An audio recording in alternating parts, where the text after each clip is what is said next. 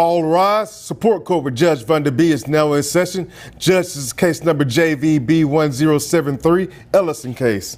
Thank you. You're welcome. You all may be seated. Okay, Miss Ellison? Yes. You brought this case before the court. What's going on? Well, I'm divorced from the person that didn't show up. I see that. Yes, and I'm here to ask the court for more spousal support. I've went part-time on my job. I'm no longer working full-time. I've lost money. And the man's done nothing but cause me trouble since we've been divorced. He does all kinds of crazy stuff. Okay. And I deserve more money with all this harassment. Plus, I want a restraining order against him. This has to stop. My nerves are on edge. Can't take much more of it. But I think $100 a week extra. All right. Buckle up, today we're diving into a courtroom showdown where emotions are running high and the tension is real. Miss Ellison, who's been facing serious financial struggles since her divorce, is back in court asking for increased spousal support. On the other side, her ex-husband, a wealthy CEO, isn't exactly eager to hand over more money. In fact, he didn't even bother to show up in person. As Miss Ellison makes her heartfelt plea, we're about to see raw emotion clash with strict legal standards. The big question, will she get the support she so desperately needs, or will the judge side with her ex? Court would be fair with all the, the headaches he's given me and everything like that. You think it'll be fair? Yes, I've left him alone. I don't go around him. It's him doing the harassing. Okay. How long ago did you all get divorced? It's been almost 2 years now. Okay. He just won't let go. What is he doing to harass you? Like 3 or 4 o'clock in the morning, he drives around the house blowing his horn at all hours of the morning. He comes down to my work unannounced, goes right into where I'm working at and wants to argue with me in front of co-workers. I mean, I could be fired for that. I mean, Have it's totally you ever ridiculous. tried to call the police on him? Well, by the time they get there, he's gone. Okay. Yeah, they've never caught him actually doing anything. Okay. He knows not to get caught, but I need a restraining order. That's the only thing that's really going to, I think, keep him away from me. Okay. And he found well, out I don't do restraining orders in this court. You can go to another court and definitely request a restraining order. And I believe that's something you can do at your local police department, too. Okay, well, thank you. I didn't know that. Yes, ma'am. All right, so here's where things really start heating up. Miss Ellison takes the stand and argues she deserves an additional $100 a week in spousal support. She explains that her hours have been cut, she's only working part-time, and keeping up with life has been tough, but here's the kicker, she's not exactly broke. She's got a stable place to live, her car is fully paid off, and she isn't drowning in debt. On paper, her expenses haven't really shifted much since the divorce. The real twist comes when she points to her ex-husband's finances. Year after year, he's cashing in on raises and stacking wealth as a CEO, while she insists she's barely scraping by. It's a sharp contrast that sets the stage for the judge's tough call. If you qualify, obviously, for an increase in spousal maintenance, that is something that I can entertain. So let's talk about that. You said you believe $100, an extra $100 a week is fair. Yes. Why do you believe that's fair? Well, like I said, my wages have went down. I'm only working part-time now. We're doing layoffs and things like that. So you said your wages? Yeah, my wages. Okay. Are going down, and his are going up because he still gets those 2 raises every year. He's been with that company forever. And he makes good money. I don't make half of what he's making. And it's been really tough. I raised his children. I entertained his friends. I kept the house clean. I did everything that a good wife does. I think I deserve that extra $100 a week, and he can certainly afford it. What does he do for a living? He's a CEO for an oil company. Okay. Yeah. Makes really good money, bonuses and all that stuff. I mean, he's just raking it in. How much is your spousal maintenance right now? The spousal maintenance, it's about $325 a week maybe. Okay. He doesn't pay on time either. It's not always on time. So he is late on that. I think that should be a penalty right there. He shouldn't be late. Okay. What type of expenses do you have? Well, I have rent. I'm still making the payments on the house. We, before we got divorced, we had it redecorated, carpet paneling on the outside, siding on the outside, all kinds of different things were added to it. And I'm making the payments on that still. I still got another 5 years for all those payments to be paid off. And then, I got food. My car's paid off, but you know, gasoline's expensive, the upkeep of the car, things like that, electric bills, water, everything like that. Not to mention entertainment. I mean, you can't expect me to sit around the house and watch TV all the time. I mean, I go out from time to time, you know, that takes money. Now, when you all were divorced 2 years ago, outside of... The tension only grows as Miss Ellison paints a vivid picture of her struggles, low wages, rising gas prices, and the constant upkeep of her home.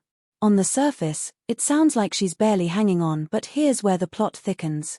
During the divorce, she walked away with a sizable portion of her ex-husband's 401k, roughly $250,000. With that kind of financial cushion, the question becomes, is she truly in desperate need of more support, or is this just about wanting a bigger piece of her ex's success? The judge doesn't shy away from the tough truth. He points out that if every ex-spouse came running back to court every time their former partner got a raise, the entire system would collapse under the weight of endless claims. It's a blunt reminder that spousal maintenance isn't meant to guarantee a matching lifestyle, it's meant to cover genuine need. Maintenance. Were you awarded the home? Yes, I was awarded the home. And he fought me on that, but I won it. Okay.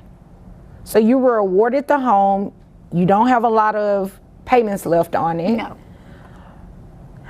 So I guess I'm confused as to why you're here, because you haven't said anything that will warrant an increase in your maintenance. Well, I went down on hours from work. I mean, that's a financial burden. Well, and okay, so you went down on hours. Yeah, my boss did. I didn't do it. My boss made me take less hours. Right, but nothing has really changed with a lot of your expenses. You said you don't have a car note. You have a little bit left on your home to pay off. Sounds like you're mainly paying utilities and then a mortgage. And the insurance for the car. I mean, the insurance is always expensive. Gasoline prices always going up. Right, but you had those expenses at the time that you were divorced, correct? Yes. When you all were divorced, did he have a 401k in existence? Yes. And this is Texas, which is a community property state, so I'm assuming you at least got 50% of that. Yes, I did, but yes, I don't think no, that ma'am. should be taken into consideration. No, ma'am. It was taken into consideration the first time you received spousal maintenance.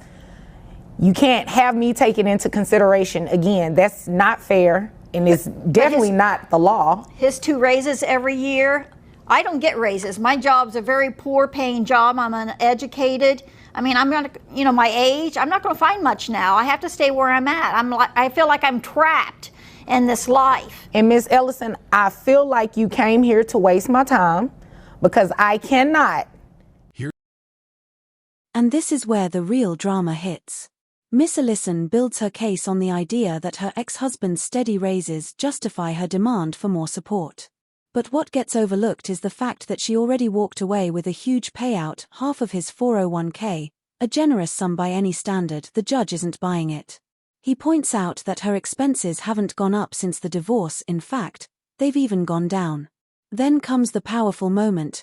If that were the standard, then everyone would be coming to court asking for more.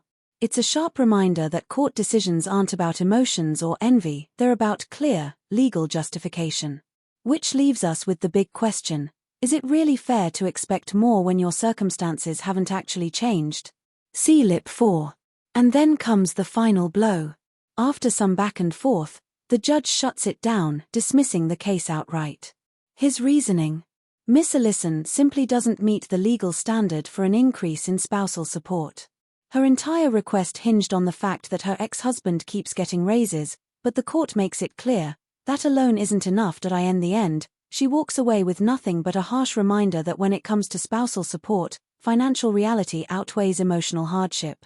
It's a gut punch moment, especially for anyone who's ever felt trapped in the aftermath of a divorce settlement. But here's the question for you: was the court too cold and unsympathetic, or did Miss Ellison overreach by asking for more than what was fair? Increase in spousal maintenance. $50 just because a you're week? asking for it. No, ma'am. 25? Even $5. The answer is no. So is there anything else that you needed from me here today? Because I cannot grant you spousal maintenance just because he's made an increase from his wages. Well, If that were the standard, then everyone would come in court asking for an increase. well, people need an increase. She admits, about $250,000. And with that, the gavel comes down. Well, if there's nothing further. You do when you first qualify and you receive half of his 401k. How much was that?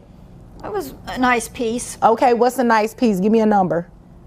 about $250,000. Okay, well, you know what? If there's nothing further, your case is dismissed and so are you. Thank you. Judge Von Ab breaks down what we just saw in the Ellison case. The ex-wife came to court asking for an increase in spousal maintenance. But here's the key: when you ask for more support, you have to prove certain legal factors, the same way you do when you first qualify for spousal maintenance. So what did we hear? She argued that her job hours were cut, her wages went down, and meanwhile her ex-husband continued to earn more money. But the problem was clear: nothing significant had changed in her actual expenses. In fact, her expenses had decreased because she received a substantial sum, including a large portion of his 401k, during the divorce. Because of that, she simply didn't meet the legal threshold for an increase. And that's why the judge dismissed her case. I wanted to go over what you all witnessed in the Ellison case. So, ex-wife in this case, she was wanting an increase in her spousal maintenance. Well, if you're going to come to court and ask for an increase in spousal maintenance, there are a number of things that you have to show. If you remember, we talked previously about spousal maintenance and the things that you needed to show in terms of the factors to even qualify. It works the same way when you're asking for a modification of that.